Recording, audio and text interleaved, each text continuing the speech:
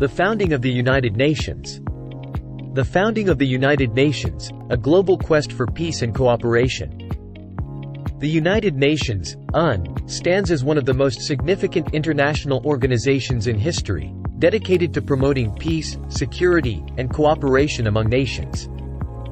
Established in the aftermath of World War II, the UN emerged from the ashes of conflict with a vision of preventing future wars and fostering international collaboration. This essay explores the founding of the United Nations, its historical context, the pivotal role of key individuals, its core principles and functions, and its enduring impact on global politics and diplomacy. The historical context. 1. The legacy of World War I. The end of World War I in 1919 saw the establishment of the League of Nations, the precursor to the United Nations. However, the League's inability to prevent the outbreak of World War II highlighted the need for a more robust and effective international organization. 2. World War II and the need for global cooperation.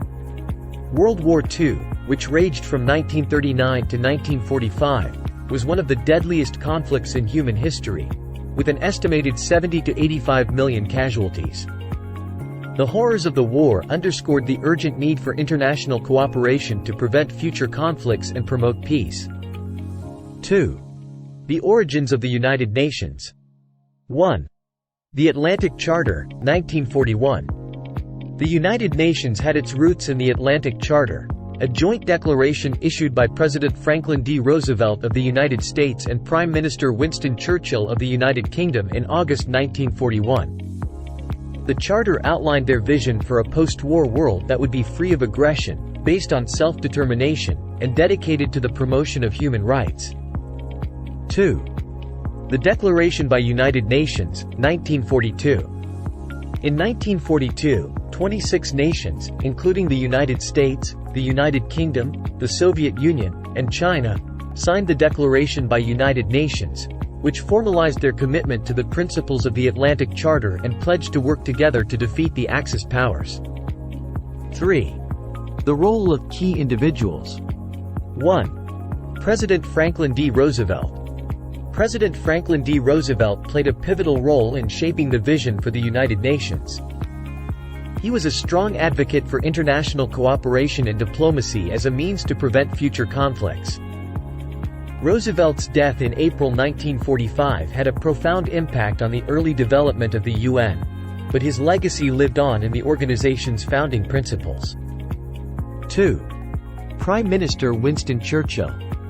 Winston Churchill, the Prime Minister of the United Kingdom during World War II, was a staunch supporter of the United Nations concept.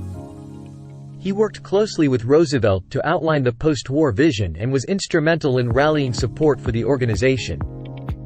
3. Secretary of State Cordell Hull. Cordell Hull, the U.S. Secretary of State, was a key architect of the United Nations. He played a central role in formulating the UN's charter and ensuring that the organization would have a strong commitment to promoting peace and resolving conflicts through diplomacy. The United Nations Charter. 1. Dumbarton Oaks Conference, 1944. In 1944, representatives from the United States, the United Kingdom, the Soviet Union, and China met at the Dumbarton Oaks Conference in Washington, D.C., to discuss the structure and principles of the United Nations. The conference laid the groundwork for the UN Charter. 2. The San Francisco Conference, 1945. The San Francisco Conference, also known as the United Nations Conference on International Organization, was held from April 25 to June 26, 1945.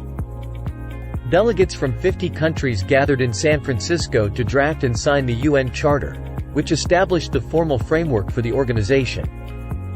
3. Core principles of the UN Charter. The UN Charter articulated several core principles, including A. Maintaining international peace and security. B. Promoting cooperation among nations. C. Fostering respect for human rights. D. Upholding the principle of self-determination. E. Settling disputes through peaceful means. F. prohibiting the use of force except in self-defense or when authorized by the UN Security Council. 4. The Preamble. The preamble of the UN Charter emphasizes the determination to save succeeding generations from the scourge of war, and reaffirm faith in fundamental human rights, in the dignity and worth of the human person, in the equal rights of men and women. V. The birth of the United Nations. 1. Signing of the UN Charter. On June 26, 1945, representatives from 50 nations signed the United Nations Charter in a ceremony held at the War Memorial Opera House in San Francisco. This historic event marked the birth of the United Nations. 2. The first meeting of the General Assembly. The first meeting of the UN General Assembly took place in London in January 1946, with representatives from 51 member states in attendance. The General Assembly serves as the main deliberative body of the UN and allows member states to discuss and coordinate on various global issues. V. The structure and functions of the United Nations. 1. The UN Security Council. The UN Security Council is responsible for maintaining international peace and security. It consists of 5 permanent members with veto power: the United States, the United Kingdom, Russia, China, and France, and 10 non-permanent members elected by the General Assembly. The Security Council can authorize sanctions, peacekeeping missions, and the use of force when necessary. 2. The UN General Assembly. The UN General Assembly is composed of all member states, and each member has 1 vote. It addresses a wide range of international issues, from development and human rights to peace and security. Resolutions passed by the General Assembly are not legally binding but carry significant political weight. 3. The UN Secretariat. The UN Secretariat is the administrative arm of the organization and is headed by the Secretary-General, who is appointed by the General Assembly on the recommendation of the Security Council. The Secretariat carries out the day-to-day work of the UN, including implementing programs and initiatives. Conclusion. The founding of the United Nations in the wake of World War II represented a bold and optimistic vision for a more peaceful and cooperative world. Over the decades, the UN has played a pivotal role in shaping international relations, resolving conflicts, promoting human rights, and addressing global challenges. While it has faced criticism and challenges, its enduring commitment to the principles of peace, cooperation, and multilateralism continues to be a beacon of hope in an ever-changing world. The United Nations stands as a testament to the enduring belief that nations can come together to build a better, more just, and more peaceful world for all.